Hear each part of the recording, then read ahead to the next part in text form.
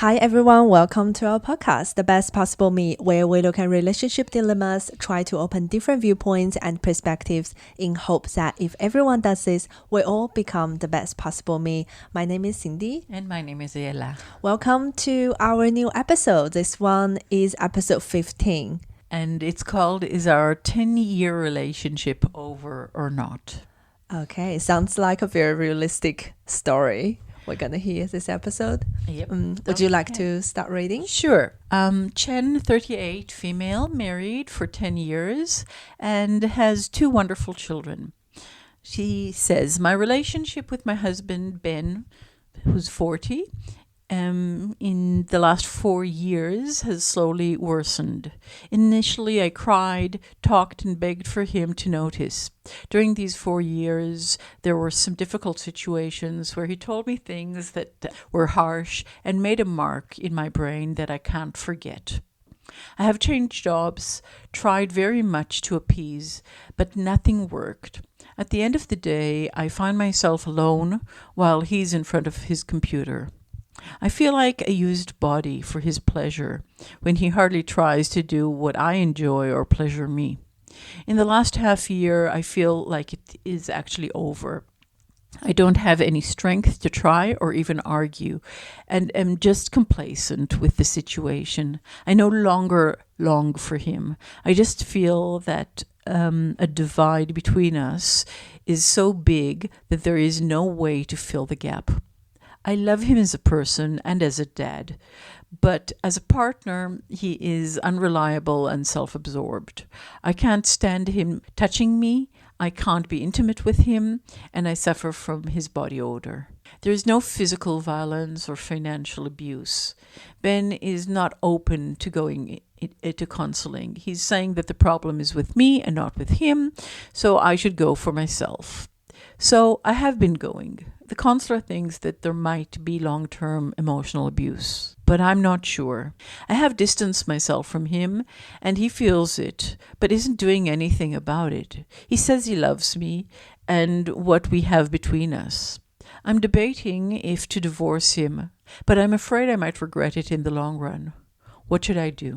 That's a huge question. Yeah, thank you for reading that, Ayala. So it's interesting she mentions there's no physical violence or financial abuse, but from what she's been seeing, her counselor is saying it could be some long-term emotional abuse. What do you think about that?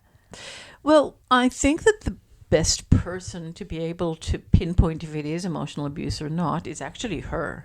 Yes, does she feel being put down? Does she feel like she's not being herself around him? She does not feel confident to do the things that she wanted to do and has her feelings being dismissed? Yes. Which seems the case. Yes and no. I mean, I can see why the counselor might raise it as a question, but I can also see that it's not that she's being dismissed. It's that he doesn't have energy or he doesn't have the ability or the knowledge how to actually make her feel more special, more wanted, more needed. Emotional abuse is actually manipulative. It's actually not coming from I can't be bothered anymore because I'm just so tired.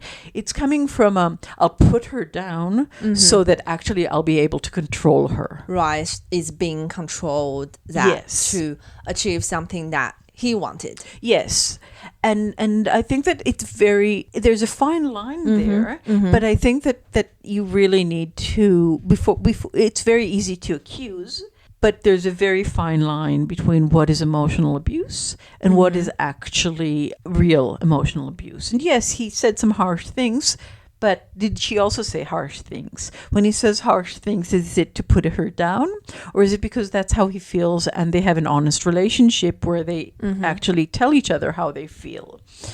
And that's why I think it goes back to being honest with yourself and reflecting and asking yourself, do you feel that it is deliberate in order to control you? Or is it just something that happens over time because effort just isn't being put in, but there's no elements of control at all? Okay. Yeah, good point. I guess once you have a long-term relationship with anyone, any type of relationship, if you look at friendship, we look at relationship between our parents or family members, over time, there are times you will say things you will regret. There are times you have a heated argument that you will say something to hurt others or say some harsh words that we regret. Like that happens to everyone. Yeah. And also we have times in our life that we are spending so much energy in other areas of our life that maybe the thing that we should prioritize, which is our a most intimate relationship with our partners, we just don't do. Maybe because it's easy, maybe because it's we're so sure that it's always there that we don't need to prioritize it. Yes. But you know, we need to be honest with ourselves. How much do we actually put in the time and effort to prioritize that relationship above maybe a lot of other things that we're spending energy on? And, you know, in this stage of life, when you're working really hard, when you have 2 kids, that obviously your efforts and thoughts and time goes very strongly towards them. When all of these things come into play and you're lacking energy, you can't put energy that you don't have anymore in everything. So it's about priorities. And do you stop and ask yourself, wait, what are my priorities? Yes. And should I prioritize my wife before other things at this stage of my life or not? Right. Yeah. Everyone's energy is limited. We only have 24 hours a day. Yeah. Yeah. So you do see this might be a potential issue. He's not seeing that putting effort into his marriage and relationship with her as his priority anymore. Yes, and it could be because he's just not even thinking about it. So I don't think that this is a... Well, we haven't heard his side yet. Yeah, from what and she's we will describing. Yeah. Shortly. But it could actually be that he's comfortable in his comfort zone and not actually stopping and thinking what she needs. And he's not understanding how desperate she actually is. Yes. And she is really, really desperate for feeling loved and feeling needed and feeling wanted. And because she's not getting what she needs, she's actually becoming very resentful. And that resentfulness is building that anti stronger and stronger. And as she even said, you know, all of these little things that in the past I loved about him starts to trigger her like, I can't stand it. Yeah. It's like a snowball. Yeah. Yes. Yeah, that is getting bigger and bigger, 100%. Yeah. So yes, there is that question. And I wonder how much he's actually aware of how much this is impacting her. Because he feels that she's not in a good place and that's why she needs counseling. But does he feel that her not being in a good place is really related directly to him? And I'm not sure that was actually clarified between them. Yeah, because he refused to go to counseling with her, which is probably what she really wanted. Yes. To go to marriage counseling or relationship counseling with him together. Yes. And she does say that she still loves him as a person and she thinks he's a really good dad. Yeah. So there are elements in him that she really loves. Maybe those elements that he is putting effort in. Right. I see what you're saying. Yeah. And maybe even she is deep inside a bit jealous of him putting that effort into other areas, but not into her. Interesting. Should we hear about the other side, Ben's perspective? Yes. Just maybe before we go there, I wanted to raise a few more elements. Right. Okay. Yeah. Sure. So basically, leaving a relationship as a final step versus trying everything else to better the situation first. I think that we need to remember that it's very easy. I mean, it's very hard, but it's very easy to decide to get divorced. Actually going through the divorce, I think, is very, very emotional and very hard. And rebuilding yourself after a divorce is extremely hard. But often people might say, oh, I can't stand him anymore, let's get divorced, too easily. And maybe later regret it. And Right. the question really in any relationship is, did you, and when I say you, I mean each one of the sides in the relationship, put in enough effort and gave it enough chances before you actually divorce. Go through divorce. Yes. And yeah. once you divorce, coming back from a divorce after all the pain and the harsh things that come up during a divorce is very, very difficult, if at all possible. So, for example, doing a trial separation might be a much better step before you talk divorce. Because when you actually say, let's do a trial separation, you're actually making it really clear to the other side. If something drastically doesn't change, we're going downhill from here. Okay, when you say trial separation, you mean she can talk to him, say, let's do a trial separation, then one of them moves out, lives in a different household, and they try to arrange other things from there. Yes, or a trial separation. I don't know how close they are at the moment. For example, are they still sleeping in the same bed or not? Right, So you can even okay. start by, you know what, I can't stand you. Go to the other room.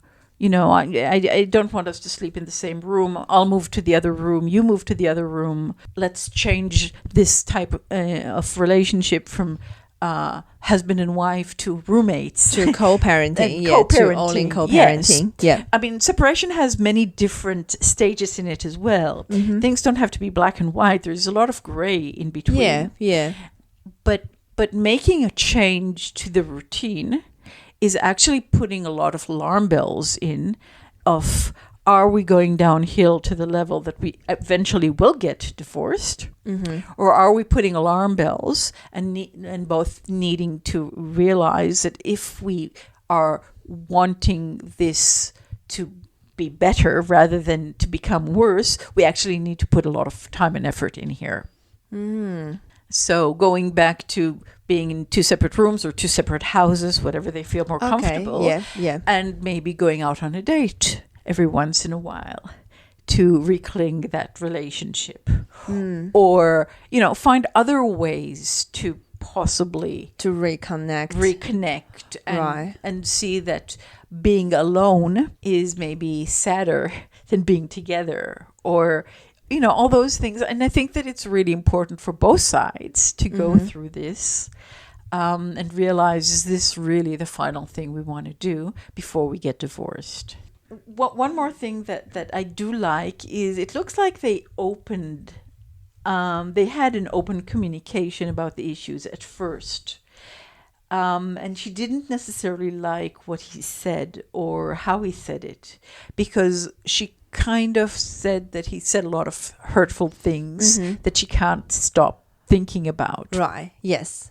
And I'm asking myself what he said, and we don't know because she didn't say, but did that close her off? Did that make her stop talking Right. about what's really bugging her because she didn't like his answers and his responses? And if that's actually something that was there, maybe she does need to go to counseling and work on what was it that he said that triggered her, that is still bothering her so much, and reflect on that and understand what is it that impacted her before they then go into marriage counseling. Yeah. Which she, in a way, is doing. She is seeing a counselor. Yeah, which is good. And I'm hoping that with the counselor, but again, the counselor is only hearing her side of the story, and the counselor is thinking, is there emotional abuse here? Or maybe, again, we're hearing her side of the story. Maybe the counselor just threw that in order for her to actually reflect on that. So counselors often ask things not because they think that that's what's happening, but more in order for you to reflect on that. Yes. When the counselor asked about emotional abuse, it made her reflect, and she said, no, it's actually, I don't think it's emotional abuse. So Right, then there might be something else. So Yes. it's get her to start thinking. Yes. And we don't know how long she's been in counseling. It might be that she went only to 1 or 2 sessions until now. Right. And they didn't Okay. get to the more deep things of what's really the problem for her Yes. in this situation. Okay, so Sure, we're going to, yeah. yeah, unless you want to raise any other. No, all good. I think we can hear from Ben's perspective. Okay. So I'll read his side. I love my wife, Chen, who I have been married for the past 10 years, and I love our family life. Yes, it is a bit boring, but with a full-time job, we both have we both have 2 full-on children in elementary school and life duties. Who has time or energy for anything but routine? Chen has voiced for a few years now that she's not happy. I suggested that it had to do with having the kids and working in a daycare, which can be exhausting to anyone. I told her she's not moving forward and reaching her potential, but rather staying complacent in a comfort zone, and that can make anyone unhappy. She did seem to take this on board and change to a secretarial job, which honestly I'm not sure she actually enjoys either because she's still unhappy. She can do much more than just being a secretary, and I think she gave up on herself and therefore doesn't have the energy to push for more. I have seen her getting more and more distant from me, wanting less sex, and even when we do it, it's as if she wants to get over and done with it and not play and enjoy like we did in the past. Honestly, I stopped trying as well because she takes all the fun out of it for me too. It has become just a technical need. She suggested counseling, however, I actually don't see what I need to change. I am satisfied, just tired. She is the one that is unhappy and needs to reboot her energy and strive for life. Honestly, I think that she might even be a bit depressed, and I don't know how to help her accept it by giving her space and time. Okay, very interesting. It looks like he's very, very caring of her and really wants the best for her. I have some questions when he talks about, I think she's unhappy because of the job and she changed the job, but it's not good enough. It's almost like he only associates her happiness and emotional needs with the job, with a role that she's playing in the society, like a job, a role, a position, but he's not looking inside. Yes, I agree with you. I think that the way he is within himself is you get your satisfaction from your career, because obviously he likes his job, the role, the job you're doing, and that's why he automatically puts on her the same things that he would take for him. So I think that there is a lack of awareness of him about that part of her unhappiness has to do with him, and maybe a bit more romance, a bit more feeling loved by him, needed by him, things like that. Unfortunately, often, and I'm generalizing here. Yes, yeah. But often women see sex and love with relationship and romance and that caring element of caring for each other, whereas men often see sex as a game or as a technical need. So when she doesn't, she's not into it, he says, okay, she's not into it, we'll make it into a technical need. He's not realizing she's not into it because I need to be more romantic, or I need to do all these things around that have nothing to do with sex, but actually bring you to wanting sex. The emotional connection side of it, not just which women, again, this is a generalization, but women usually need much more around sex than men do, and he's missing that element here. So in a way, he's putting himself in her shoes, but looking at it from his perspective, not from her perspective. Yes, men and women are different, but he doesn't seem to recognize that difference. Is all you're saying. Yeah. He only thinks, oh, I'm really happy about my life because I have a good job, and you're unhappy about your life must be because you don't have a job that you're happy about. Yeah, there was a book in the late 90s, if I'm not mistaken, that was very inny, that was called Men Are From Mars, Women Are From Venus. I do remember. Yep. Yes, from different planets. So men and women are different, Yes. very different. Yep. And I would recommend for him to read that Read book. that story to Yes. understand the difference between men and women. Yes, that might, possibly help here and raise more awareness for him. What I do see is that he is coming from a very loving place. In actual fact, he wants her to be happy. He wants her to feel fulfilled. He's happy with his routine, and he maybe is a bit lazy in doing a bit more to get out of that routine for her. But as you said, I love my life, and I love my wife and my family, and he's not even remotely thinking, I think, of how desperate she is in relation to their relationship as a couple. Okay. They're in very different places. Yes, She's they thinking see- divorce. yeah. If she would come to him with divorce, he would be shocked, I think. Yes. At least if we're hearing his perspective about things. Yeah.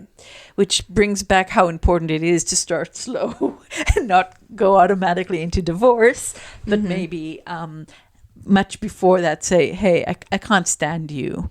We need to work on our relationship before anything else, to make it very, very clear to him that her unhappiness is not about work or satisfaction from work or things like that. It's about their relationship. Right. How he is as a partner. Yes. And I start to question that they both talk about they're busy with kids.